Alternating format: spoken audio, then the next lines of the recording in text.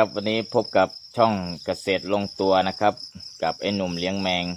วันนี้มาดูอาชีพการเลี้ยงแมงนะครับเอ่อส่วนที่เห็นเขียวๆนะครับใบพืชที่ทางไอ้หนุ่มเลี้ยงแมงเอามาให้จิ้งหรีด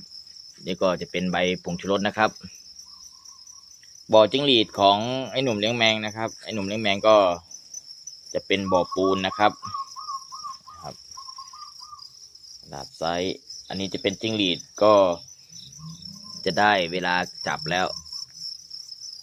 นะครับให้หัวอาหารแล้วก็ใบผงชูรสนะครับ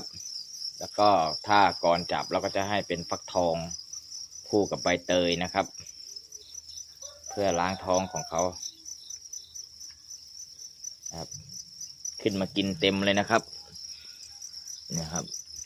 บนยอดใบ